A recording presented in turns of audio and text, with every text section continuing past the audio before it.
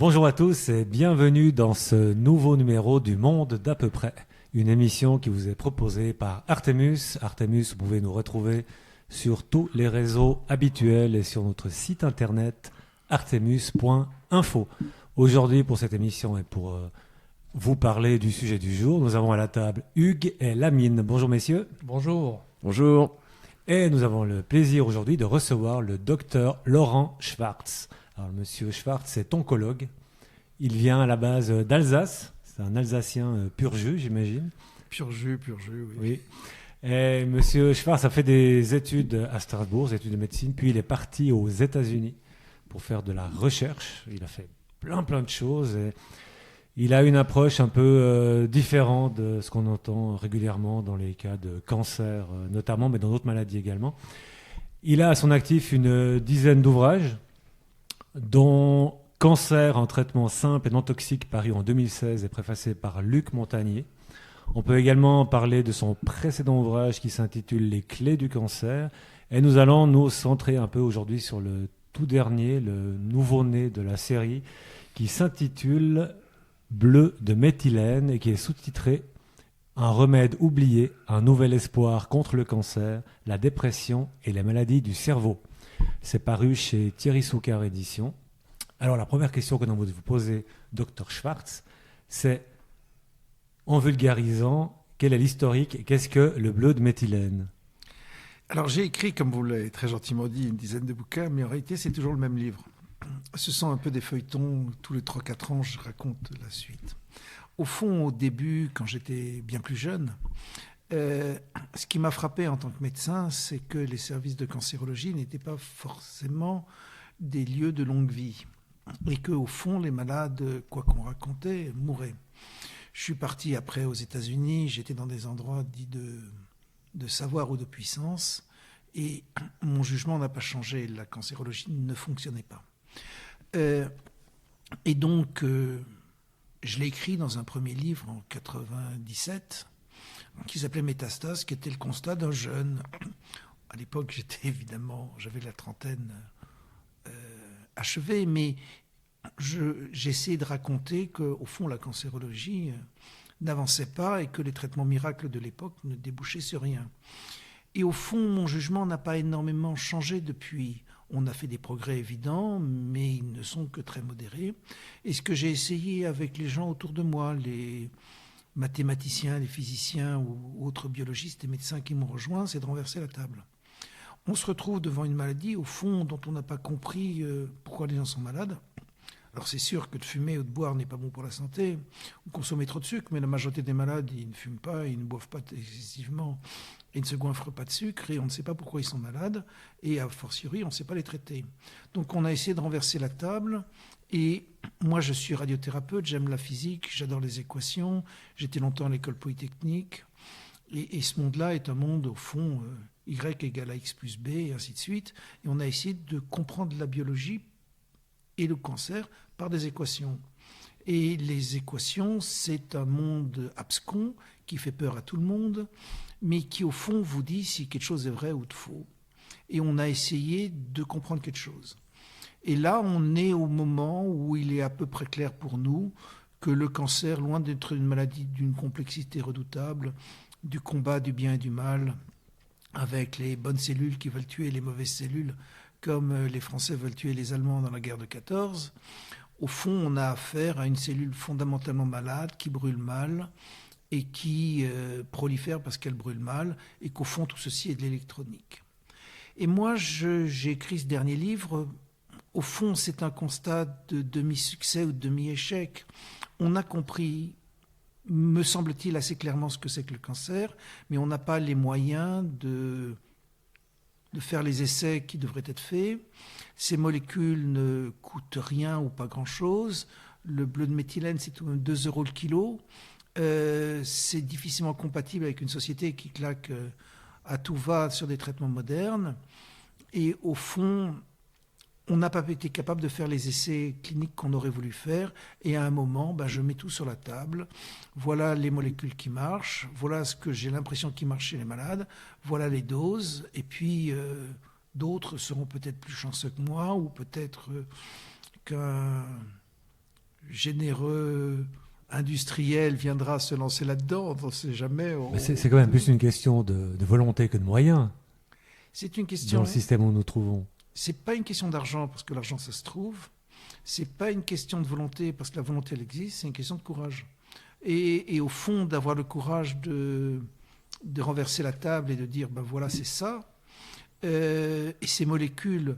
Alors le bleu de méthylène, c'est un patient qui m'a envoyé ça. Enfin, j'imagine que c'est un patient parce que je ne sais même plus son nom. Qui m'envoie des papiers de 1880 où on dit que le traitement du cancer, c'est le bleu de méthylène. Vous comprenez bien que moi, la littérature en allemand des années 1880, c'est pas sur ma table de chevet. Ah non ? Voilà. Et les gens à l'époque disent, vous mettez les cancéreux sous bleu de méthylène, ça arrête de pousser. Et il y a Abraham Jacobi, dont je parle dans le bouquin, en 1905, qui est un homme puissant, parce qu'on a donné son nom à un des centres de l'université de New York, qui dit tous les cancers répondent au bleu de méthylène. Et voilà. Et moi, qui lis plus facilement le journal qui s'appelle Le Poitou Médical, le Poitou Médical, malheureusement journal clé, mais disparu, confirme en 1906 que sur tous les cancers, le bleu de méthylène marche. Mais concrètement, ça marche comment ? Qu'est-ce qui fait que ce bleu de méthylène a une action sérieuse sur les cancers, sur toute forme de cancer d'ailleurs, ou sur certains cancers ? Alors, je ne peux pas vous répondre précisément, techniquement, parce que je n'ai pas les moyens de faire les essais. Vous avez quand même une théorie, j'imagine. Vous avez quand même, Oui, on a réfléchi. Alors, nous, quand on débarque là-dedans, on travaille sur le métabolisme. Excusez-moi, il faut un petit peu de retour. Comme je vous disais plus avant, le cancer, est-ce que c'est le combat du bien et du mal ? Ça, c'est les théories actuelles. Moi, j'y crois pas. Le cancer est une maladie, somme toute, très courante, qui touche aussi bien les animaux que les humains. On a même démontré qu'il y avait des cancers dans les huîtres. Donc, c'est très courant.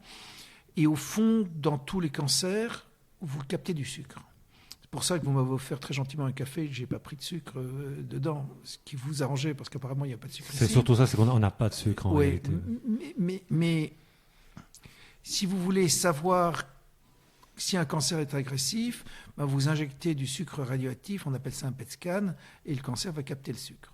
Donc nous, ce qu'on retrouve dans les années 2000, en partie grâce à l'aide de Luc Montagnier, enfin du professeur Montagnier, qui m'avait sifflé que c'était un vrai sujet, on comprend que dans tous les cancers, vous avez captation de sucre et fermentation. Et depuis, c'est publié, republié, ainsi de suite. Ce qu'on ne comprend pas, c'est pourquoi les cancers fermentent. Alors, le fait que le cancer soit lié à une maladie du sucre, c'est connu tout de même depuis 1920, par un prix Nobel allemand qui s'appelle Otto Warburg. Et le fait que ça fermente à cause d'un excès d'électrons, je ne peux pas rentrer trop dans les détails techniques parce que je perdrai tout le monde, mais c'est connu par un autre prix Nobel qui est celui-ci hongrois, qui s'appelle Sven Györgyi, qui a un nom tout à fait imprononçable. C'est celui qui a découvert la vitamine C ? Ouais, bon point, c'est juste. Mais c'est le gars dont on ne sait jamais le nom, justement. Oui, on n'ose pas le prononcer pour ne pas être ridicule. Plus simple, vitamine C. Vitamine C, c'est mieux, effectivement. Oui, qu'il avait trouvé dans le paprika parce qu'il était belge. Il était belge, il était hongrois, je suis désolé, c'est le voyage. Mais si, le paprika est belge, c'est une révélation également. On va renverser la table à tous les niveaux. Et bref, il comprend que ça fermente parce que ça brûle mal, et ça brûle mal parce qu'il y a trop d'électrons.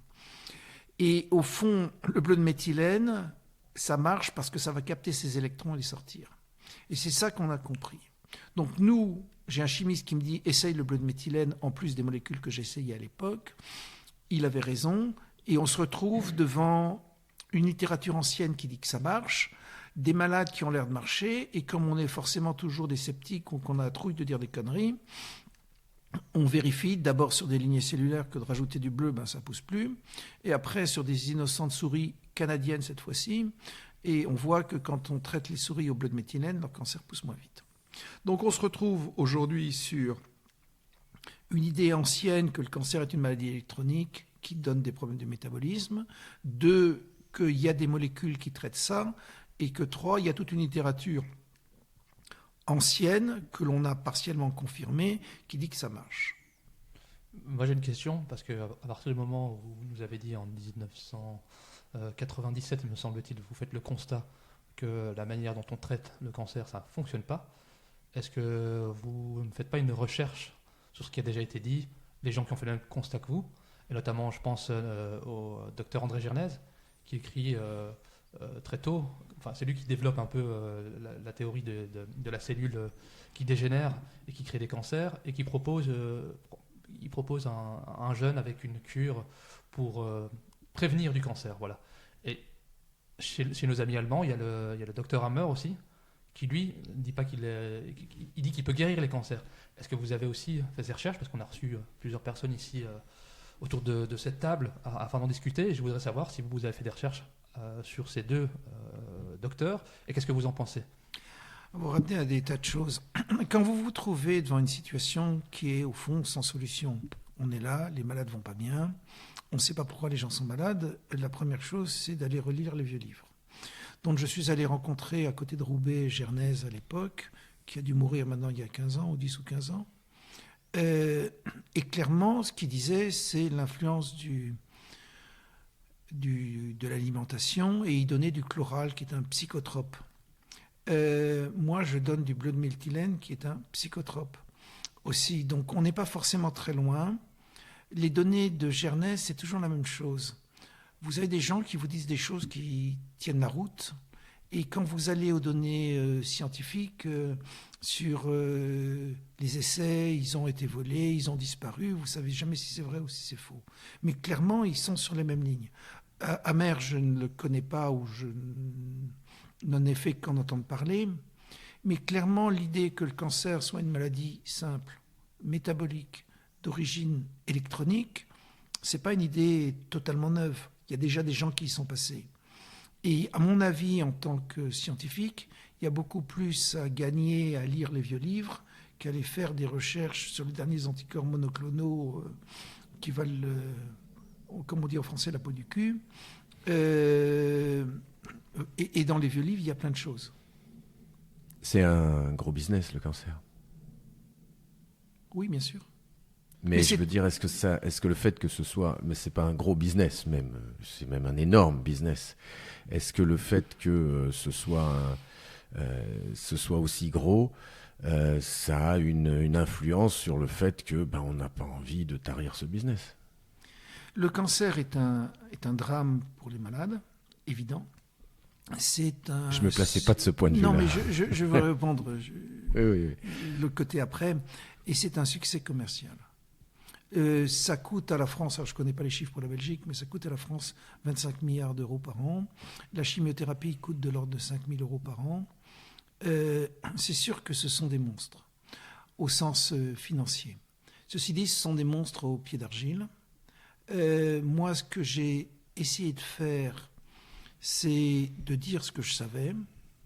Je viens du monde de la cancérologie. J'étais à Harvard, au MIT, à Polytechnique. Donc je suis de l'intérieur du système et j'essaye d'expliquer aux gens ce que nous avons compris. Les gens autour de moi ne sont pas des oiseaux, tout le contraire. Ce sont des gens de l'establishment, de l'INSERM, du CNRS et ainsi de suite. Et on croit qu'on a compris un morceau. Et au fond, le bleu de méthylène est un exemple, il y en aura probablement d'autres, de molécules potentiellement efficaces. Et comme toujours, ça ne coûte rien. Et on s'y retrouvait au fond, comme on faisait au début du siècle. Le malade arrive, il est en mauvais état, vous avez le choix entre deux choses, respecter totalement les normes ou assistance à personne en danger. Le bleu de méthylène est une molécule faisant partie de la liste des molécules essentielles de l'OMS. Vous pouvez le trouver sous ordonnance en France. Et au fond, ça a été essayé par des malades que j'ai suivis, mais c'est de leur initiative et on voit bien qu'il y a une forme de ralentissement.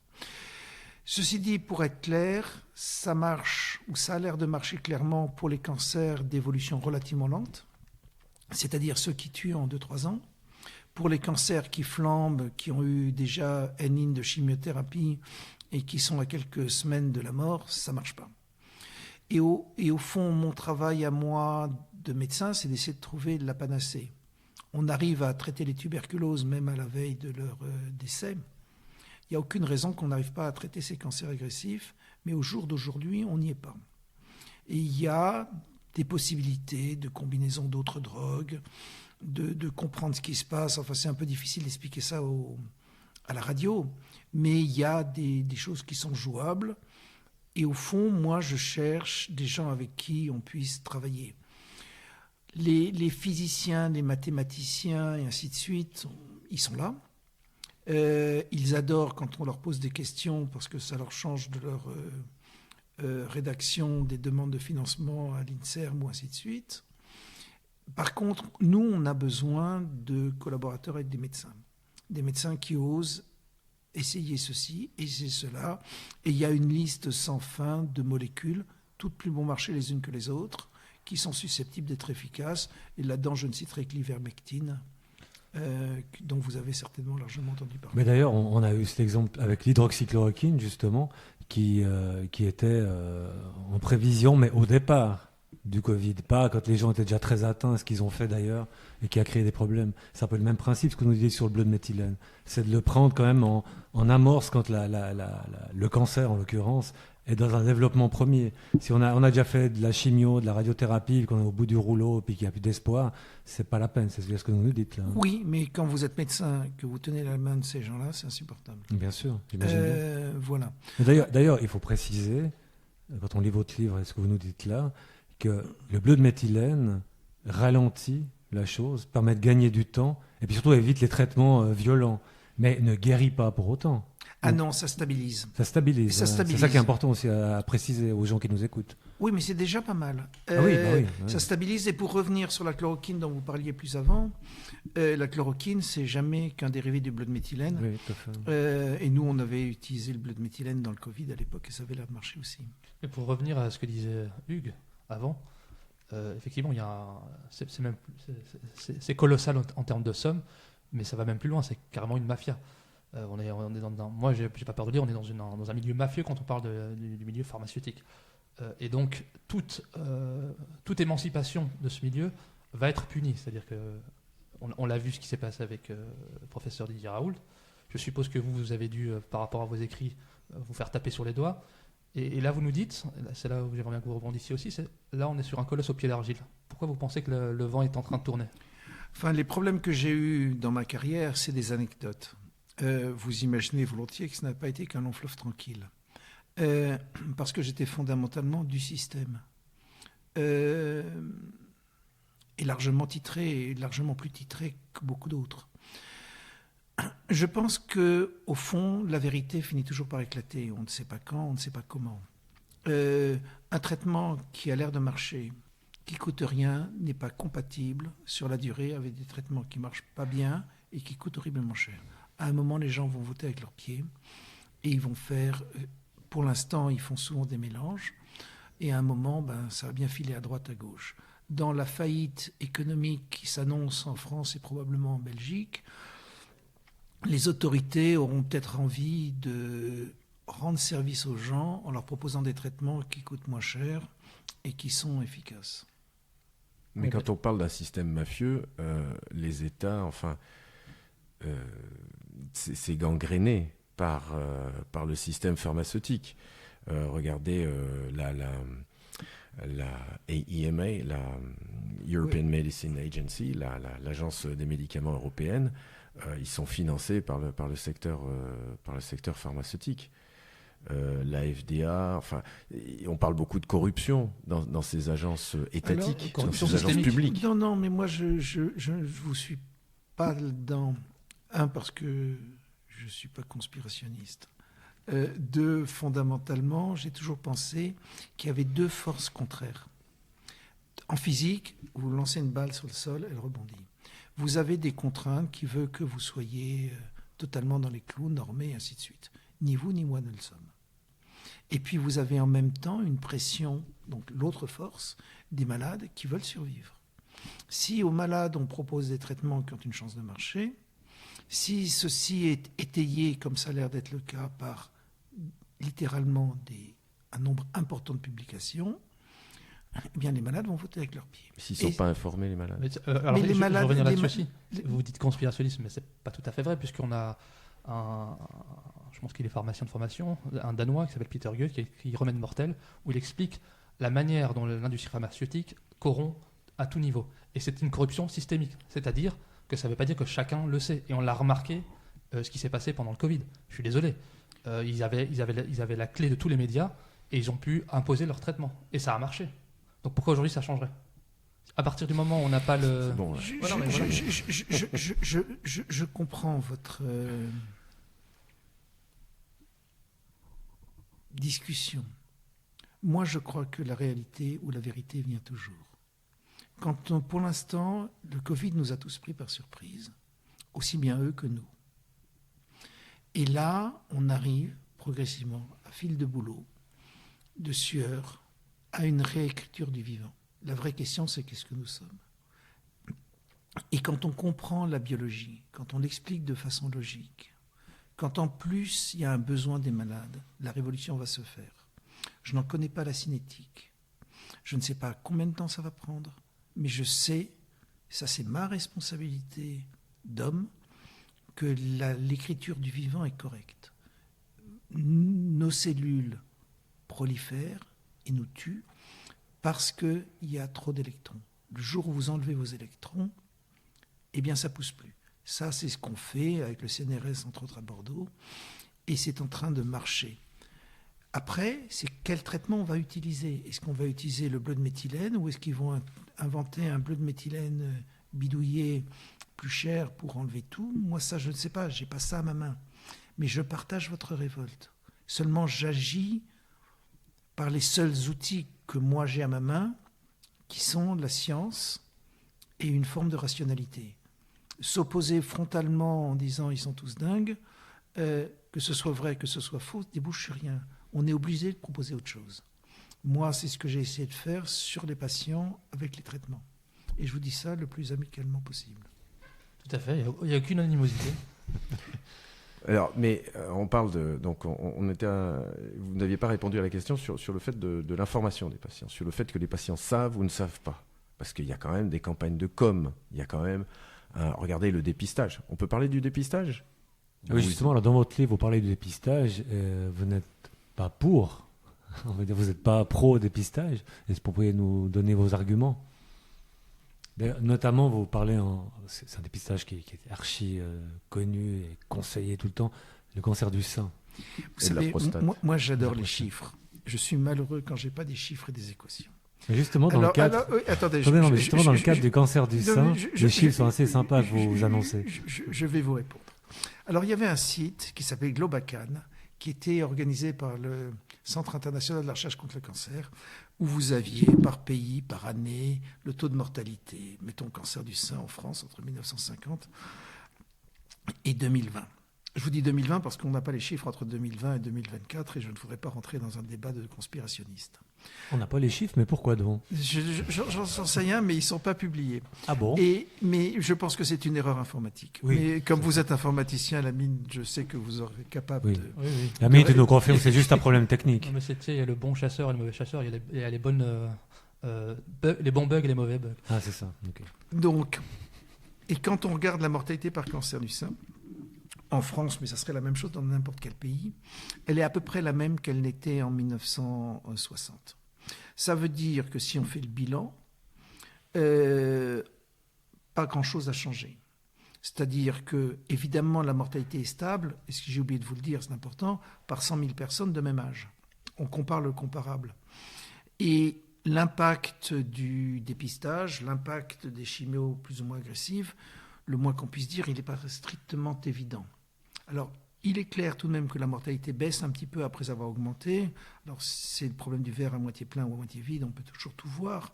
Mais il n'y a pas eu de révolution. Et les derniers essais sur le dépistage du cancer du sein sont tout de même pas en faveur du dépistage massif de la population. Ça n'a pas l'air de changer grand-chose. Mais la litanie des échecs, que ce soit celle-ci ou un autre, ça débouche sur rien. À un moment, il faut renverser la table, ce que je vous disais plus avant, pour essayer de trouver la solution. Et la solution passe par des moments d'intense solitude, où vous vous demandez si vous avez raison de vous révolter, puis après vous trouvez des gens comme vous, c'est-à-dire tous à la marge du système, et qui vont vous aider à réécrire les choses. Et moi, j'aurais souhaité avoir plus de contact avec le monde de la cancérologie. Ça n'a juste pas été possible. Parce que quand je leur racontais ce qui était strictement évident pour moi, ça ne donnait rien. Par contre, mon discours passait facilement avec les polytechniciens, les normaliens ou des gens comme ça, parce qu'au fond, c'est des sujets de recherche et que ça les amusait. Et c'est pour ça que j'ai été amené au monde des équations, au monde de la compréhension, au monde de l'électronique. Et au fond, la biologie, si vous ouvrez un livre de biologie, d'abord, il commence tout de suite par faire 500 pages, et des pages denses. Vous avez des schémas à n'en finir, et vous vous perdez là-dedans, c'est incompréhensible. Il y a un enzyme qui fait ceci à cela, il a un autre nom, et puis au bout du troisième enzyme, vous êtes paumé. Et au fond, ce que nous, on a essayé de comprendre, c'est que tout ceci, c'est jamais qu'une histoire de transfert d'électrons. Ça ressemble beaucoup à un moteur électrique, évidemment, et que nous sommes, et que le jour où vous mettez le doigt sur les choses qui n'ont pas été vues ou comprises, et vous comprenez que vous et moi, on n'est jamais que de l'électronique, qu'on ait un moteur qui marche en faisant de l'eau, les choses deviennent simples et relativement compréhensibles. Vous revenez souvent là-dessus, ça paraît à la fois simple et compliqué de dire que le métabolisme est comme un circuit électrique en fait. Oui, mais ça, je ne l'ai pas choisi. Oui, complètement. Ça paraît évident, mais pas tant que ça en même temps à expliquer. Mais après, il faut avoir des notions d'électricité, de physique. Vous êtes en train de nous dire que l'homme est une machine ? Parce que ça, c'est ce que disent les transhumanistes. Hein. Oui, n'ayez pas peur, je ne suis pas transhumaniste. Expliquez-moi la différence, parce que là, je n'ai pas bien compris. Il y a une vraie quête, une quête ancienne de comprendre comment on fonctionne. Vrai sujet. Et au fond, l'origine de la vie, la façon dont on fonctionne, ce sont des sujets qui ne sont plus dans les laboratoires. La question de l'origine de la vie est une question qu'on laisse aux philosophes et aux religieux. Mais ce n'est plus dans les labos. Et au fond, l'origine de la vie, ça nous éloigne un peu du cancer, mais pas tellement que ça, c'est une question de physique relativement simple. Et ça, c'est un des sujets sur lesquels on bosse pour essayer de comprendre. Comprendre, c'est la seule façon d'avancer. Alors évidemment, il y a des gens, chaque fois qu'il y a quelque chose qui démarre, qui est une nouvelle chose, il y a des gens qui deviennent dingues. Je veux dire, c'est très intéressant de comprendre la réaction en chaîne, de comprendre comment marchent les atomes, et on en a fait la bombe atomique. De comprendre comment on va guérir le cancer et comprendre comment ça marche, c'est le salut possible pour des pauvres bougres qui sont en train de claquer, et c'est aussi le rêve d'immortalité. J'y peux rien, mais les deux vont ensemble. Moi, le rêve d'immortalité, pas plus que ça. Pour moi, je suis très content quand je suis à côté du feu, à la maison de campagne, à voir ma femme, mes enfants autour, mais je n'ai pas du tout de velléité d'être là dans 150 ans. Qu'est-ce que vous voulez que je vous dise ? C'est peut-être mieux ailleurs, dans un monde quantique, j'en sais rien. Voilà, mais la folie, elle a toujours été omniprésente. À nous de savoir comment la gérer. Je vais revenir un petit peu à ce que je voulais vous dire. Il y a des inventions qui sont faites une fois pour toutes. Le fil à couper le beurre, le jour où on comprend comment ça marche, c'est fait, il n'y a plus besoin de le réinventer. Savoir comment gérer sa vie, savoir comment gérer la folie, savoir comment se tenir, c'est à chaque génération de savoir comment faire.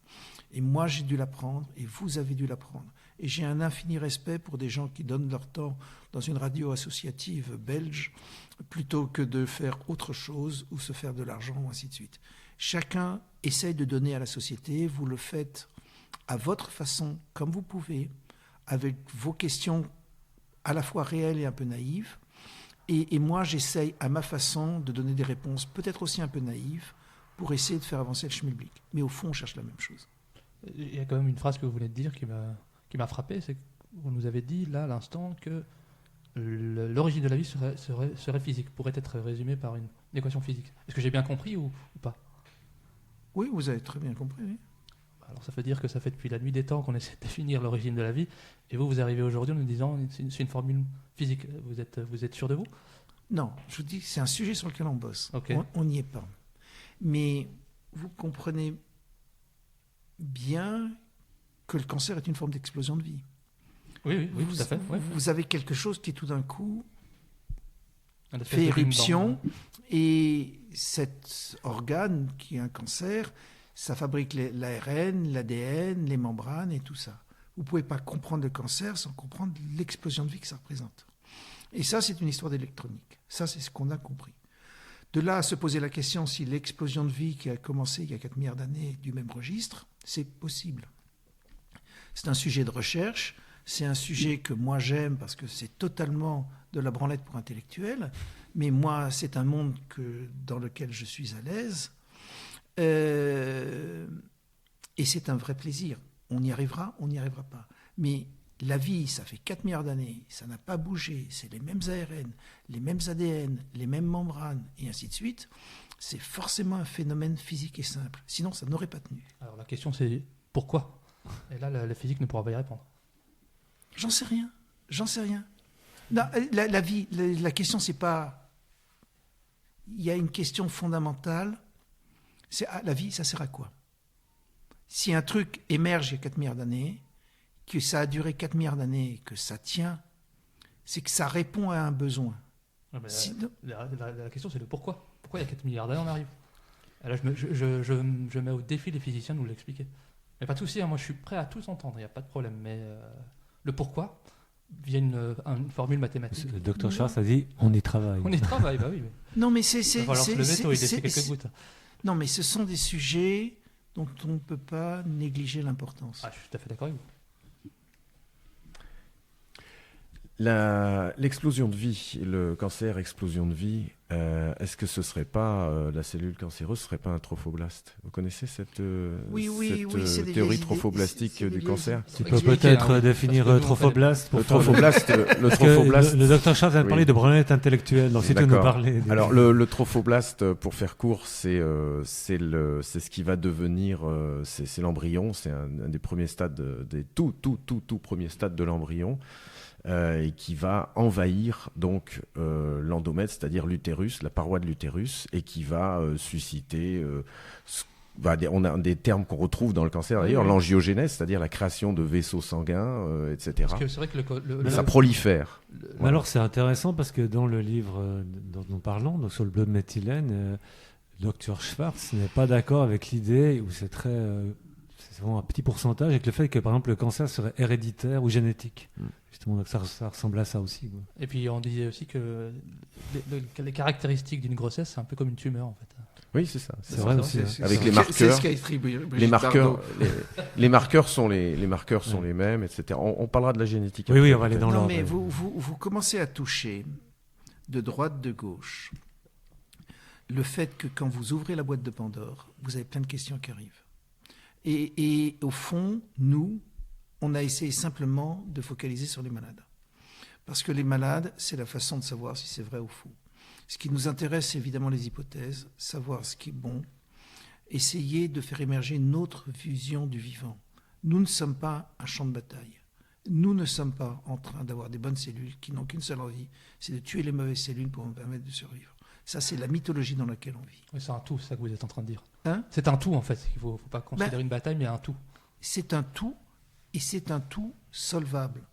C'est un tout qui a une explication, et cette explication ouvre une nouvelle ère philosophique, biologique et financière. Donc c'est une façon de dédramatiser aussi le cancer, en fait, ce que vous nous dites là. On le voit différemment. Vous savez, tout ceci n'est pas que simple. Comme je vous disais, moi je suis un timide. Je ne suis pas un homme de plateau, j'aime pas ça. Je suis content de venir vous voir parce que... Mais les plateaux de télé, ce genre de trucs, c'est pas mon monde. Ce que j'aime, c'est comprendre. Et les gens autour de moi, c'est ce qu'on aime faire. Et au fond, on n'a qu'une seule envie, c'est de sortir du marasme intellectuel dans lequel on est. La biologie est une façon de comprendre. Et au fond, quand on comprendra ce qu'on est vraiment, on pourra se remettre à vivre. Ça, c'est notre espoir. Après, comme disait tout à l'heure Hugues, il y a l'élément de communication. C'est-à-dire que si vous voulez faire connaître vos découvertes, vous êtes obligé de passer par cette espèce de communication, plateau TV, etc. Et c'est là où les autres en face sont assez bons. Et peut-être que dans nos milieux, etc., on est peut-être un peu trop entre soi. Après, il y a un phénomène qui vient de se passer, j'aimerais bien avoir votre avis là-dessus. On a entendu que très probablement, M. Kennedy Jr., Robert Kennedy Jr., sera ministre de la Santé aux États-Unis, qui est très, très, très hostile à l'industrie pharmaceutique. Donc là, est-ce qu'il n'y a pas une brèche aussi qui pourrait amener des nouveaux fonds pour justement faire ce type de recherche et autres, notamment par le biais des États-Unis? Je sais pas tout ça. Ce que j'essaie de vous dire plus avant, c'est que le monde bouge. Le monde bouge et il bougera d'autant plus qu'on a l'impression qu'une forme d'espoir. Les gens dépriment. D'arriver à comprendre le vivant, d'arriver à comprendre pourquoi on déprime, d'arriver à comprendre de quoi nous sommes faits, c'est une énorme ouverture vers autre chose. Et c'est ça que j'espère. Après, les modalités, que ce soit Kennedy Jr., dont le bouquin est exceptionnellement intelligent, ça, j'en sais pas plus. Mais moi, je ne me transformerai jamais en homme de com'. Donc vous êtes quand même assez... vous avez l'impression, au-delà de la médecine, qu'on est dans un moment charnière où on va vers un monde plus intéressant et peut-être plus... avec plus d'espoir. Au-delà de la médecine, ça vous donne cette impression, ce qu'on est en train de vivre en ce moment? Ah, moi, je suis assez optimiste, oui. Les choses bougent, les gens comprennent des choses, les choses sont sur le tapis. Voilà, moi, quand j'ai commencé à dire que les choses ne marchaient pas en cancérologie, c'était en 98, je me suis retrouvé très seul. Là, au fond, les gens cherchent autre chose, ils cherchent des traitements, ils cherchent des alternatives financières, c'est-à-dire pas des traitements horriblement compliqués, horriblement chers, et ils cherchent une forme d'espoir, et on représente une forme d'espoir. Mais quand vous dites qu'ils cherchent des traitements pas chers, finalement en France, c'est la sécurité sociale qui débourse. Vous voyez ce que je veux dire, c'est on l'a entendu souvent pendant le Covid, les tests PCR sont gratuits. Mais non, en fait, ils ne sont pas gratuits, c'est la collectivité qui paie. Et j'ai l'impression que tant que ça ne sort pas du portefeuille de la personne, peu importe le traitement qu'on va lui proposer, il tombera dedans. Il y a aussi cet effet pervers du nouveau traitement. Ah, vous avez de la chance, vous allez pouvoir faire ce test sur ce nouveau traitement. Et en fait, ils ne servent jamais que de Kobe. Donc je ne sais pas, peut-être dans votre pratique au quotidien, vous remarquez que les gens commencent à s'intéresser à ça. Je ne sais pas, moi je ne suis pas médecin, donc c'est pour ça que je vous pose la question. Cet optimisme, il vient d'où? C'est un optimisme. C'est un zeitgeist, Non, c'est un optimisme personnel. Okay. Je comprends ce que vous voulez me dire. Tout ça, c'est tous les obstacles. Si vous listez les obstacles, vous n'auriez jamais monté votre radio.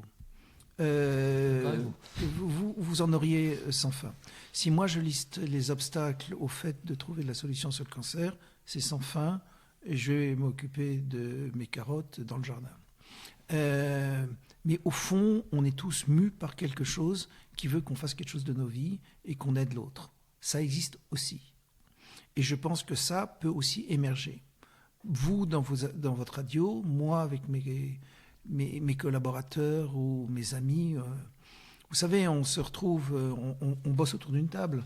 Je veux dire, les malades amènent des poulets et puis les poulets finissent par les physiciens, mangés par les physiciens et les mathématiciens et les équations sortent comme ça. C'est notre façon de fonctionner et c'est vachement agréable. Comme vous devez de temps en temps vous retrouver d'une façon amicale, sinon vous ne tiendrez jamais. Et inversement. On a Hugues, tu voulais revenir sur la génétique. Oui, il y a... Moi, je voulais avec vous, bon, j'avais commencé avec le dépistage, mais j'aurais voulu avec vous comment faire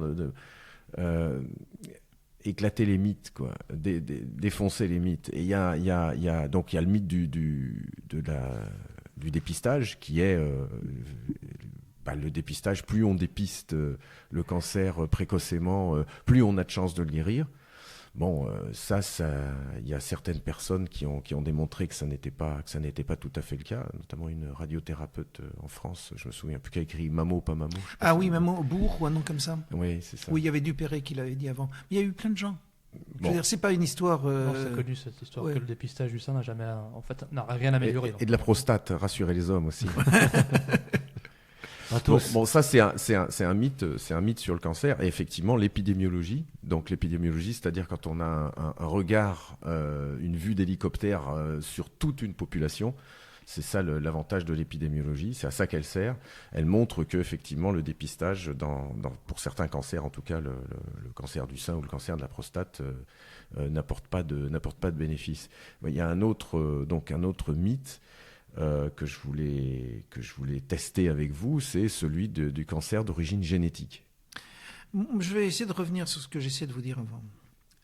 Moi, j'adore les chiffres. Et vous avez les chiffres de mortalité.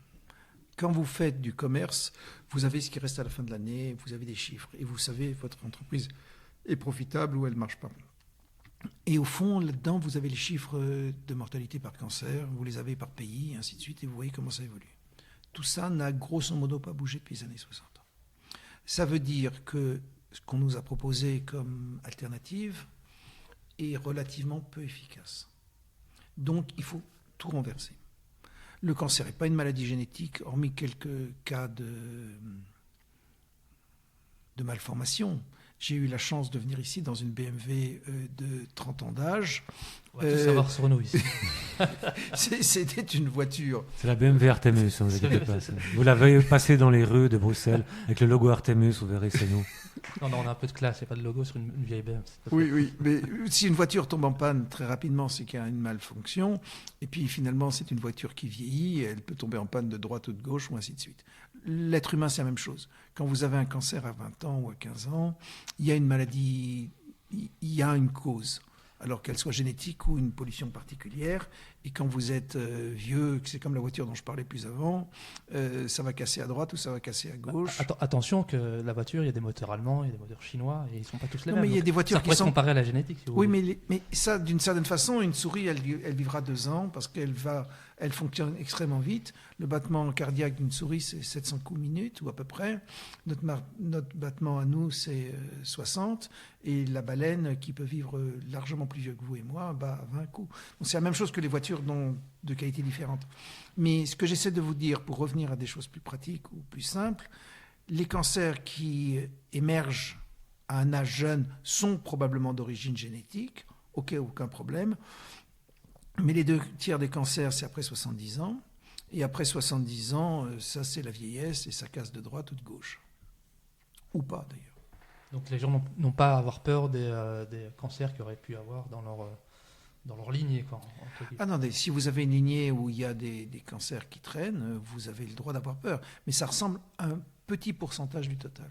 Oui, d'ailleurs, parce qu'on parle souvent justement de ça dans le cancer du sein, qui est souvent présenté comme un cancer, entre guillemets, familial. Alors, tu l'as eu, tout le monde l'a eu, etc. Et en fait, vous dites dans votre livre que le côté héréditaire du cancer du sein, c'est à peu près 3% des cas. Oui, ça se discute entre 2 et 4. Oui, c'est rien. Par rapport à ce qu'on nous raconte. Dans une famille, s'il y a une fille qui a un cancer du sein, l'autre l'aura aussi, c'est systématique, on entend ça régulièrement aussi.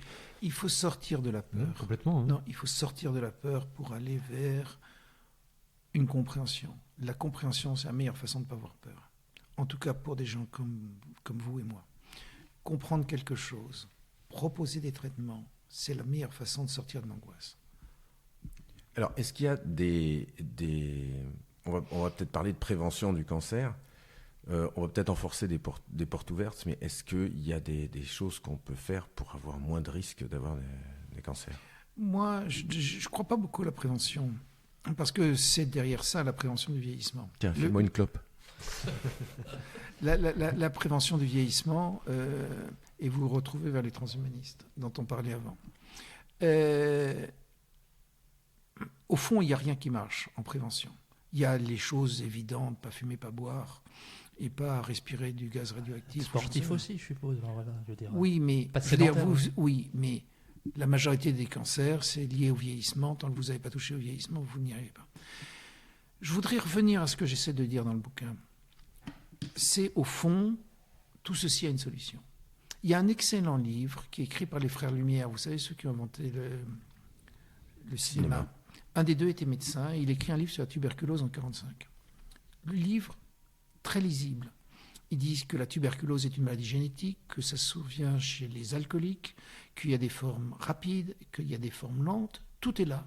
Il manque juste les antibiotiques. Et 2 ans après, on n'a plus de tuberculose en France. Évidemment, le cancer, il y a une question d'environnement, il y a une question des gens qui picolent, qui fument, et ainsi de suite. Mais il manque une chose à cette conversation, c'est les traitements. Et les traitements, il n'est pas impossible qu'on y soit. Ou en tout cas, qu'on s'en approche. Et quand vous regardez l'émergence des antibiotiques, on nous raconte toujours Fleming, la pénicilline, mais il s'est passé plein de choses avant. Il y a eu le Pontosil en 1932 par les Allemands. Enfin, il y a eu plein. Il y a les sulfamides. Les sulfamides prédatent la pénicilline qui est de 1945. Il se passe la même chose actuellement. Il y a plein de choses qui bougent. Il y a des choses qui bougent dans le traitement traditionnel. Et puis, il y a des choses qui bougent dans le monde de la médecine dite parallèle, intégrative, enfin, vous l'appelez comme vous voulez. Nous, on pousse le bleu de méthylène, mais il y a le dioxyde de chlore aussi, qui est une molécule puissante. Il y a l'acide lipoïque et l'hydroxycitrate. Et puis, il y a plein d'autres molécules. La vitamine C, par exemple? Alors, moi, la vitamine C, j'ai jamais rien vu. Je veux bien, il y a plein de gens qui en parlent, mais des malades qui étaient sous vitamine C intraveineuse à haute dose, j'en ai vu passer quelques-uns. Je n'ai rien vu d'évident. Ça ne veut pas dire que ça ne marche pas. Mais à mes yeux, hors essais cliniques et ainsi de suite, je n'ai pas vu grand-chose. Par contre, la question de la combinaison de tout ceci, y compris avec les traitements qui existent actuellement, est un vrai sujet. Et trouver la meilleure combinaison, ce n'est pas fait. Ce qu'on sait actuellement, et ça c'est clair, les traitements qu'on a ralentissent la maladie, mais ils ne guérissent pas. C'est-à-dire que la maladie reste. Alors, est-ce qu'il nous manque quelque chose dans le tableau ou est-ce que de ralentir suffit? J'en sais rien. Mais il y a encore plein d'autres choses, peut-être pour changer le moteur de la machine et fait que on puisse guérir la maladie. C'est peut-être ça le problème. Mais ça, c'est un point intéressant parce qu'on pourrait presque se dire, sachant ce que vous proposez là et le résultat sur les malades, qui finalement n'ont pas d'effets secondaires, n'ont pas des trucs terribles de la chimio, de la radiothérapie, etc., qui vivent bien. Est-ce qu'à la limite, on va vraiment se séparer de son cancer? Est-ce qu'on pourrait bien vivre avec un cancer, entre guillemets, qui aurait diminué, qui serait toujours un peu là, mais finalement, si on fait attention, on peut vivre tranquillement? Comment on peut avoir ce cas sur des chercheurs même des médecins qui ont travaillé sur les maladies auto-immunes, en expliquant l'alimentation, etc., et que les gens qui ont par exemple une sclérose en plaques, les poussées sont réduites, elles se sont inversées, des gens ont retrouvé la faculté moteur, et en fait, en faisant attention à son alimentation, à certains exercices, la maladie est toujours là, mais on vit bien. Est-ce qu'on pourrait arriver aussi à ça avec le cancer? Ça deviendrait quelque chose de banal. Voilà, on a un cancer, mais on vit quand même, ça va, c'est pas la fin du monde non plus. On pourrait aussi avoir cette piste-là, non? Oui, mais pour l'instant, c'est ce que nous, on a l'impression. En tout cas, c'est ce que poussent les données souris qu'on a publiées il n'y a pas longtemps. Les souris canadiennes. Canadiennes. Ça marche aussi sur les autres souris. Ça n'a pas été retesté, mais on savait, il y a des papiers dans les années 50 sur des chiens australiens. Alors ça marche sur les chiens australiens et les souris canadiennes. Non, et puis, enfin, moi, mon but, c'est de ralentir la bête. Si on la ralentit, on a déjà gagné une grande partie du tableau. Le reste va suivre. Après, il y a la boîte de Pandore de tout ce qui va derrière, y compris l'origine de la vie dont on parlait avant, y compris comment on fonctionne et qui nous sommes, et ainsi de suite, qui est évidemment un sujet pour des matheux extraordinairement intéressant. Mais alors c'est intéressant parce que ce que vous venez de dire, enfin je sais pas, je peux pas le laisser passer et je peux pas ne pas le noter. Mais vous dites, on a plein de choses, on arrive à ralentir, mais on a quelque chose il nous manque quelque chose. Enfin, on a tout ce qu'il faut pour la machine, pour régler la machine, et on a quand même encore le cancer. Et en fait, ce que le docteur Hammer dit, lui, c'est que le cancer vient de l'esprit.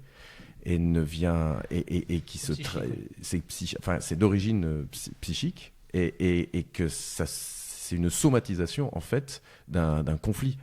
Et donc c'est assez étonnant que vous le disiez à ce point-là, parce que ce qui manque peut-être justement, c'est cette approche à ne plus considérer que l'organisme humain comme une machine seulement, mais aussi un esprit étroitement lié à cette machine. Donc est-ce que c'est pas ça le chaînon manquant peut-être? Non, mais vous ouvrez la porte aux hypothèses. C'est un vrai sujet. J'étais très lié, enfin je suis très lié, mais il est mort, avec Marc-Henri, qui est un professeur de chimie à l'Université de Strasbourg, un type extraordinairement intelligent, qui est mort il y a un mois, brutalement. Et au fond, une des questions qu'on a, c'est est-ce que nous sommes manifestement matière, vous, moi? Il n'y a qu'à se voir, mais est-ce qu'on est aussi vibration? Vrai sujet. On sait, tout le monde le sait, c'est que les protons, les neutrons sont à la fois matière et vibration. Est-ce que nous sommes vibration ou pas? Vrai sujet. Pas forcément impossible. Mais de là à aller le démontrer, je ne sais pas comment. Philippe Guillemont y travaille en tout cas. Oui, non, mais il y a plein de gens qui y travaillent, mais encore faut-il... Il est physicien. Oui, mais je veux dire, Moi, je suis impressionné, là je sors du cancer, j'en parle pas dans le bouquin, mais c'est un sujet de recherche. Vous prenez des petits vers, VERS, qui sont dans l'eau, des planaires. Ça a été fait et refait par plusieurs équipes. Prenez ces innocents animaux, vous leur expliquez de prendre la troisième à droite et la deuxième à gauche pour trouver de la nourriture, ils le font. Après, scientifiques sans cœur, vous leur coupez la tête et ces planaires repoussent une nouvelle tête. Ils repoussent une nouvelle tête et avec leur nouvelle tête, ils sauront tout de même prendre la troisième à droite ou la deuxième à gauche, je ne sais plus très bien ce que j'ai raconté. Donc la mémoire est restée dans le corps. La mémoire est restée. Est-ce que dans le corps? En dehors du corps? Tout ça, ce sont des questions. Et la même chose pour les papillons. Vous prenez des papillons, vous expliquez à la chenille, là encore, d'éviter certaines odeurs parce que sinon elles se prennent un courjus. Quand la chenille mue pour devenir papillon, la tête fond pour être remplacée par une nouvelle tête. Et le papillon se rappelle. Donc il y a encore des tonnes de choses incomprises qui d'abord doivent être listées pour essayer de comprendre quelque chose à tout ça. Et le jour où vous les avez listées, possiblement quelques savants cosinus vous diront « Ah oui, vous n'avez pas pensé à ceci ou à cela ». Alors il faudra trouver le savant cosinus pour le trouver. Moi j'ai le nez pour trouver les savants cosinus. C'est ce genre de gens dont je suis entouré. Et ce sont les seuls capables de donner une réponse que les autres ne peuvent pas donner. Donc vous êtes d'accord pour dire que l'homme n'est pas qu'une machine? Si vous le prenez comme ça, la définition du vivant est à écrire. La définition de l'origine de la vie est à écrire. Moi, je venais sur le cancer parce que là, j'avais quelque chose de pratique pour les gens qui sont malades, mais c'est vrai pour la dépression, c'est vrai pour plein d'autres choses. Mais vous comprenez que le spectre de ce qui nous intéresse est plus large que les simples malades. D'ailleurs, vous arrivez aussi à... il y a un sujet qui doit vous passionner, mais vous en parlez peut-être, vous êtes en retrait avec ça. Vous l'avez dit tout à l'heure, c'est peut-être la physique quantique dans tout ça. Parce que là, vous avez vraiment des... Je ne sais pas s'il y a des réponses, mais en tout cas, il y a des probabilités intéressantes.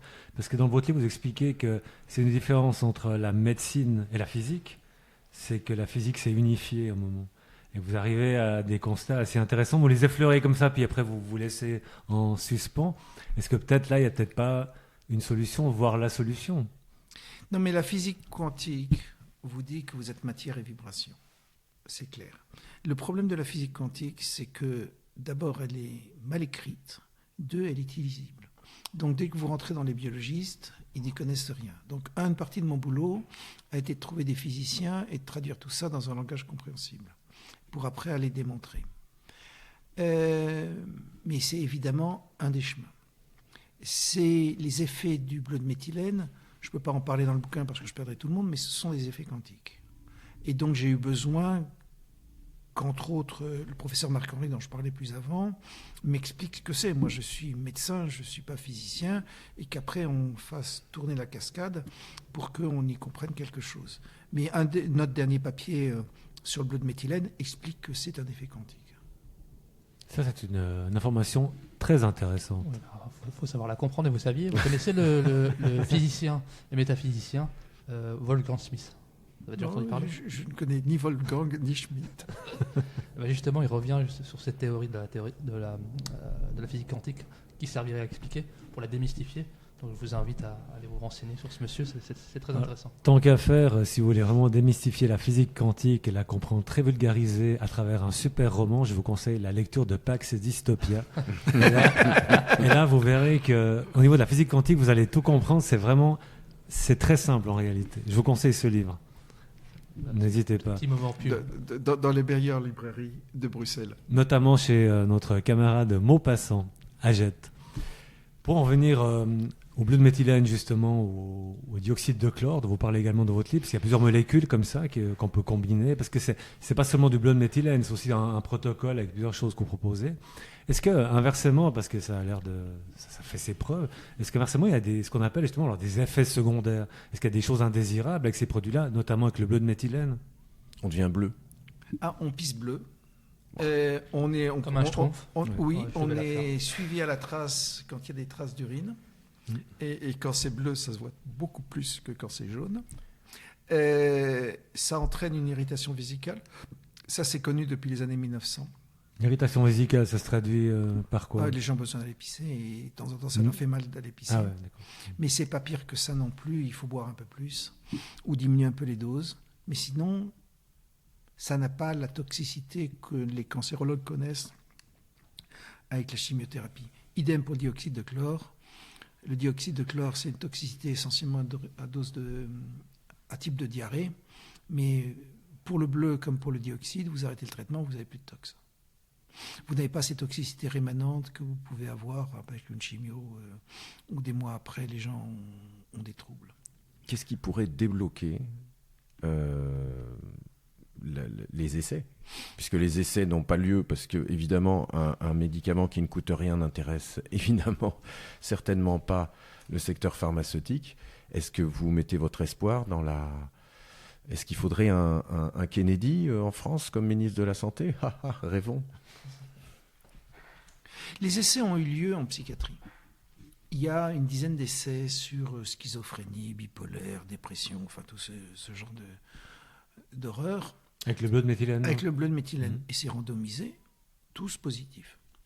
Ah, donc ça, c'est vachement intéressant. Et ça n'a jamais été commercialisé, même si ça marche. Donc, je ne suis pas sûr que les essais, au fond, soient suivis d'un traitement. Alors, il faudrait que ce soit l'inverse. Il faudrait plutôt que les médecins commencent à prescrire le bleu de méthylène pour que ça se démocratise. C'est juridiquement possible, sur ordonnance. Voilà, oui. Ceci dit, il y a des gens qui vendent du bleu sur Amazon, mais qui est du bleu liquide, qui n'est pas très pratique. Ça se prend comment, votre bleu? Ça se sniffe? C'est de la poudre? C'est de la poudre. Donc ça se met dans une gélule. Ok. Pour les doses que moi je mets. Et au fond, c'est ce que j'essaie de vous dire avant. Chacun, c'est une partie du tableau. Moi, ce que je voulais, c'est pour ça qu'on a fait tous ces essais souris et ainsi de suite, c'est que ce ne soit pas déconnant.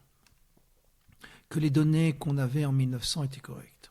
Donc ça, on l'a confirmé à droite, à gauche. Après, vogue la galère. Personne n'est tout puissant. Et il va forcément se passer quelque chose. Et je ne sais pas qui. Je ne crois pas aux figures messianiques du grand sauveur Kennedy bis qui arrivera sur son cheval blanc et qui va finir par tout régler. Dommage. Non, mais je comprends ce que vous voulez dire. On a tous le droit de rêver. Mais je crois plutôt à la prise de conscience. Pour ça que je suis ici. Et que les gens vont bouger par eux-mêmes. Moi, ce que j'essaie de faire dans le bouquin, c'est d'expliquer la molécule et surtout les doses. Oui, d'ailleurs, à la fin du livre, on a carrément les recettes, quoi. On a le petit chimiste à la fin pour nous expliquer comment on fait sa fabrication, enfin son protocole, on va dire. Ah, pour le dioxyde de chlore, oui, compagnie, c'est un patient qui a écrit ça. Ça popote. Ça popote, voilà, si tu veux. C'est pas que simple de susciter l'espoir que je suscite et d'arriver à gérer tout ce qui va derrière. J'ai une question encore. Vous disiez tout à l'heure que vous n'étiez pas spécialement pour la prévention, ça n'a pas grand-chose selon vous. Mais est-ce que, par exemple, quand on est en bonne santé, on n'a pas de problème particulier, est-ce que c'est une bonne idée de prendre du bleu de méthylène ou du dioxyde de chlore à titre préventif est-ce que ça amène quand même quelque chose? Est-ce que c'est une espèce de cure, comme les gens qui prendraient de la vitamine comme un jeûne, puisque par exemple le jeûne, c'est quand même reconnu, pas par tout le monde, mais on sait que ça a des bons effets et qu'on peut le faire même quand on est en bonne santé. Est-ce que c'est un peu le même principe avec ces deux molécules? On pourrait les prendre à titre préventif, peut-être pas, mais à titre pour aller mieux, bien, pour augmenter des choses, ou bien ce n'est pas nécessaire? J'ai un exemple très concret. Je sais que dans ma lignée, il y a des problèmes neurologiques. Ah, ça vient de là. T'aurais dû commencer par ça, la mine. C'était un exemple, je le répète. Donc, qu'il y a des cas de schizophrénie, de dépression grave. Est-ce que vous conseillez à ces gens peut-être de faire comme Nicolas le disait? Non, mais je ne peux pas vous répondre. Vous comprenez? Au cas par cas, oui. Non, c'est pas au cas par cas. Okay. Mettez-vous à ma place. Moi, je guide ou j'essaie de gérer des gens qui n'ont rien d'autre comme possibilité. Éthiquement, c'est tout ce que je peux faire. D'accord. Mais évidemment qu'une fois qu'on ouvre la porte au traitement du cancer de l'Alzheimer, de la dépression et ainsi de suite, vous avez le vieillissement. Et le vieillissement, ça touche tout le monde, y compris les gens autour de cette table qui sont encore jeunes. Je sais pas pourquoi je me sens visé. Mais nous aussi, on se sent jeune encore. Moi, je fais attention, hein, je mange bien, je fais du sport, je ne picole pas, je fume pas. En tout cas, vous donnez beaucoup d'espoir à beaucoup de gens. C'est un espoir, mais comme vous le dites, c'est pas gagné. Enfin, c'est pas demain. Non, mais ce qui est plutôt encourageant, enfin, ce qui est plutôt même une belle énergie dans ce que nous dit le docteur Schwartz, c'est que lui, il va chercher ce qu'on peut faire, comment on peut le faire, et non pas ce qu'il pourrait faire qu'on peut pas le faire. Et c'est peut-être ça sa force, et la direction qu'on doit tous garder en tête et en cœur pour avancer. Il y a Vraiment. quelques lignes jaunes de temps en temps. Oui, ça j'ai envie. Ça. Allez, Oui, ça. Franchir. juste à côté. Ouais. Non, pas franchir, juste à côté. Juste C'est à pour ça côté. que je Frôler. Voilà. ne suis pas conspirationniste. Voilà. Mais nous non plus. Nous ne nous appuyons que sur du factuel. Donc nous ne sommes pas conspirationnistes, etc. etc. Donc on va conclure là-dessus. Et Dr Schwartz, nous vous remercions de nous avoir accordé cet entretien. Et on rappelle votre livre, donc Le Bleu de Méthylène, paru chez Thierry Soucard Éditions, qu'on peut retrouver, donc pas Thierry Soucard, mais le livre chez Maupassant, notre partenaire Agette. Nous vous remercions, nous vous rappelons que vous pouvez nous retrouver sur tous nos réseaux et sur artemus.info. Et nous vous donnons rendez-vous une prochaine fois pour un nouveau numéro du Monde d'à peu près. À bientôt. Merci.